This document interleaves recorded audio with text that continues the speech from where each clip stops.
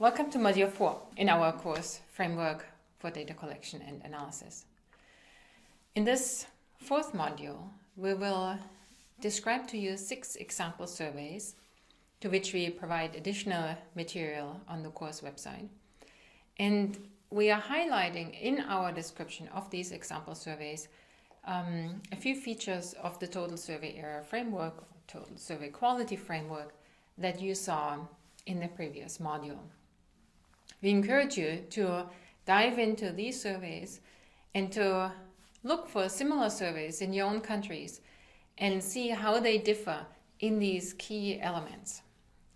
With that, you will broaden your horizon on the different opportunities to collect such data and the different methods and different qualities across countries. Here's an overview over the 8 example surveys that we'll provide or talk to you about. I will walk you through each single one of them in one of the video snippets.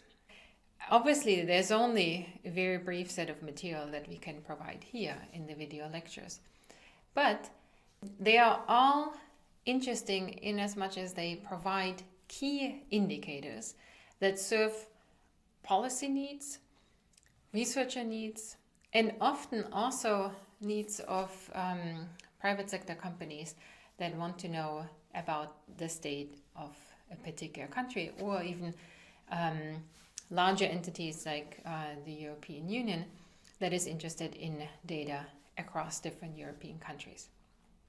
So all of those types of surveys collecting policy and social science indicators. The first one in this series of surveys that we'll discuss is the National Crime Victimization Survey. The purpose for this survey is a concern that the police records underestimate crime prevalence. Here is an interesting case, right? We have crime statistics from the police records, and those would be a good example for administrative data that can be used in analyses. And in fact, in the US, there's a huge endeavor going on right now to trying to, link these different administrative databases together so that a good picture is available for the crime and justice system. However, if a crime is not reported to the police, you have undercoverage of crimes and there is no record of them. So you have, maybe without any missing values and without any data entry errors, administrative records on each of the crimes reported. Nothing is there on the underreported, or actually not reported, crime for that matter. That's one purpose. Another purpose is that countries see value in perceived victimization. So even so, not everything is a crime.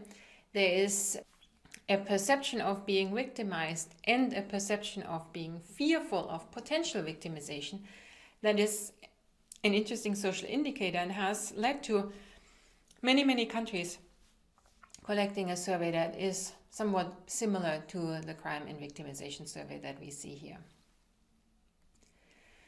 We have in this one, in the United States, measurement of both households and person victimization through self-report. So there's usually an informant for a household that reports about the entire household, and then the individuals in the household. Some other surveys also have this concept of being a household sample, and then either every member in the household is surveyed or a selection happens at that household screening stage.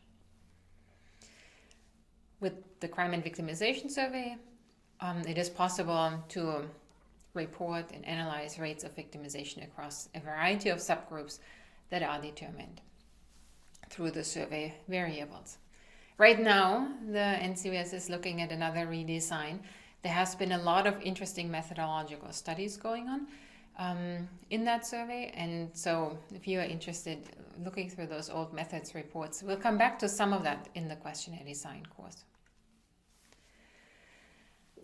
Then there are the Ncvs key design features for you to look at on the perspective of a methodologist. We have target population, in this case US household members, 12 years and older. It is a multi-stage area probability sample with about 16,000 persons per year in 90,000 households. It's called a rotating panel survey. That means there are 7 interviews done 6 months apart, and then a new person in household is used. Okay, so there's a string of, like a mini panel that these respondents are in a couple of years, and then other people will be interviewed. The survey is interviewer administered. The first wave is in person, and wave 2 to 7 are preferably done over the phone with the computer-assisted telephone interviewing. What's interesting here, the first survey, these types of surveys are often done as a bounding interview, so that you record everything that happened up to this point, and then later on you can always reference back and see, was it reported up to that point? Again, something that we will discuss in the questionnaire design course.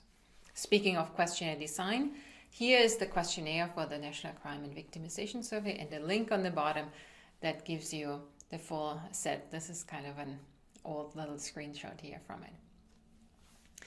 Also, you see some results posted here. This is a difference in the rate of victimization per 1,000 persons, age 12 or older, for a series of years here, 1994 through 2011.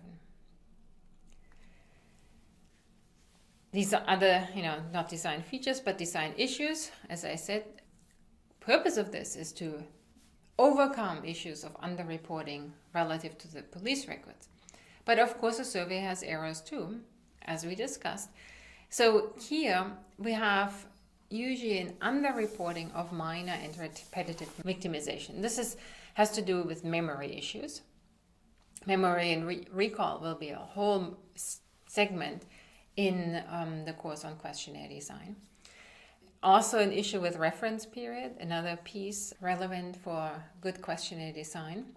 But then also we have non-response at the person level. There are certain segments of the population that are typically hard to find or hard to get to an interview. Older people are more likely to participate in the survey, younger people less likely, in part because they are less at home. Here in the crime and victimization survey, it matters a lot that, people most likely to be victimized and people most likely to be victims actually might be the hardest to contact, and therefore maybe not part of the survey itself or refuse to participate.